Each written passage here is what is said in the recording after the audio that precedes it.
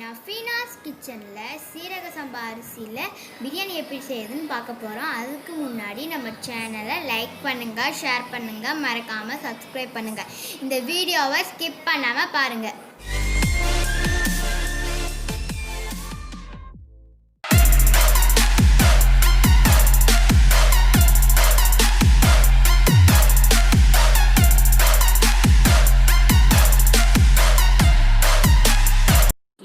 சீரகசம்பாவில் biryani mutton biryani எப்படி செய்யணும் பார்க்க போகிறோம்.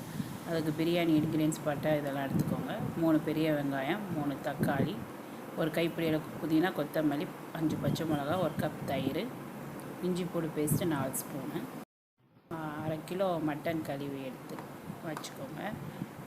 இப்போ குக்கரில் 4 ஸ்பூன் நெய் சேர்த்துட்டு தேவையான அளவு எண்ணெய் சேர்த்துட்டு அதில் பட்டை, ஏலக்காய், கிராம்பு, பிரியாணி இலை எல்லாம் சேர்த்து கொஞ்சம் ஃப்ரை ஆன பிறகு கட் பண்ணி வச்சுருக்க வெங்காயத்தை சேர்த்துக்கோங்க.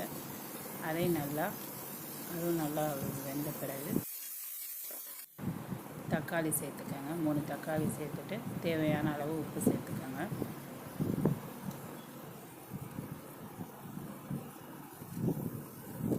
அதை நல்லா மிக்ஸ் பண்ணி விட்டுருங்க. தக்காளி நல்லா வெந்து எண்ணெய் பிரிஞ்சு வரட்டும். இப்போ நம்ம இஞ்சி பூண்டு பேஸ்ட்டு 4 ஸ்பூன்ஸ் எடுத்து வச்சுருந்தாலே அதையும் சேர்த்துக்க போகிறோம். இஞ்சி பூண்டு பேஸ்ட் கூட சேர்த்தா தான் பிரியாணி நல்லாயிருக்கும். 5 ஸ்பூன் கூட சேர்த்துக்கலாம்.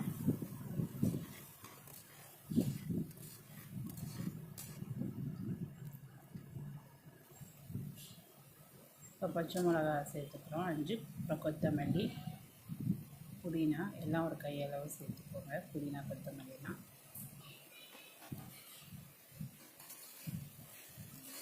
அதை நல்லா மிக்ஸ் பண்ணி விட்டுருங்க.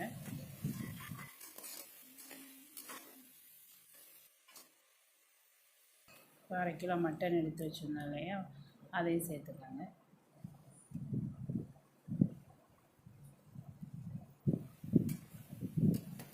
அதை நல்லா மிக்ஸ் பண்ணி விட்டுருங்க.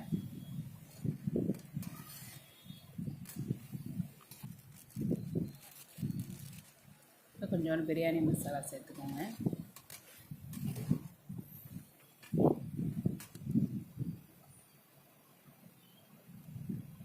தயிர் 1 கப் சேர்த்துக்கோங்க.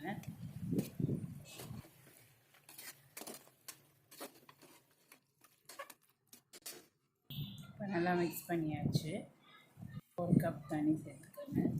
1 கப் தண்ணி போதும். ஏற்கனவே தண்ணி விடும் மட்டனில் இருந்து. அதனால் 1 கப் தண்ணி விட்டு நல்லா மிக்ஸ் பண்ணி விட்டு 2 to 3 விசிலுக்கு வச்சுருங்க.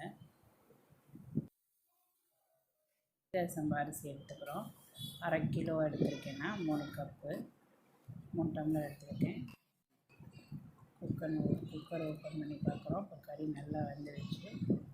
இப்போ அதே பக்கத்தில் ஒரு சட்டி வச்சு அதில் ஒரு 4 ஸ்பூன் நெய் விடுங்க. அதே மாதிரி வெங்காயம், தக்காளி அதுக்கு முன்னாடி எடுத்த மாதிரி எல்லாம் எடுத்துட்டு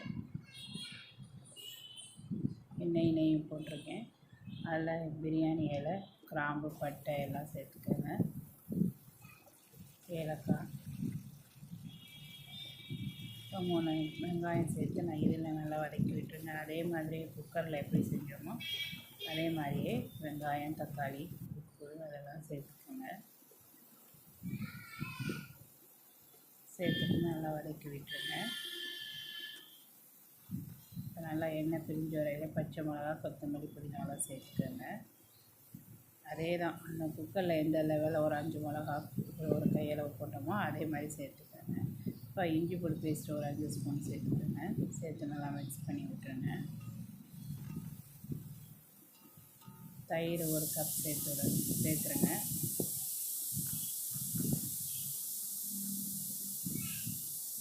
மிளகாத்தூள், பிரியாணி மசாலா, மிளகாத்தூள் 2 ஸ்பூன், பிரியாணி மசாலா 1 ஸ்பூன் சேர்த்து நல்லா மிக்ஸ் பண்ணி விட்டுருங்க. இப்போ நம்ம இந்த மட்டன் கறியை அந்த தண்ணியோடு சேர்த்துக்கிறோம். ஏற்கனவே அதில் தண்ணி ஒரு 4 டம்ளர் இருக்குது, அதோடு சேர்த்துக்கிறோம். இப்போ இதோட நான் 4 டம்ளர்னால் சின்ன கப்பு தான் இருந்துச்சு. இப்போ அரிசியை சேர்த்துட்டேன். இதோட ஒரே ஒரு 2 டம்ளர் தண்ணி மட்டும் சேர்த்து நான் மூடி வைக்க போகிறேன். ஏன்னா இதுக்கு ரொம்ப தண்ணி வந்து நம்ம பாஸ்மதி ரைஸ் அளவுக்கு சேர்க்கக்கூடாது, சேர்த்தா குழஞ்சிரும். அதனால் இதுக்கு 2 டம்ளர் போதும். நல்லா மூடி வச்சுருங்க. ஓப்பன் பண்ணி பார்ப்போம். இப்போ கொஞ்சம் லேசாக தண்ணியோடு இருக்குது. இப்போ தம் போட்டால் இது கரெக்டாக இருக்கும். வெந்துருச்சு 3/4 பதத்துக்கு. இப்போ தம் போட்டோம்னா நல்லா வெந்துடும்.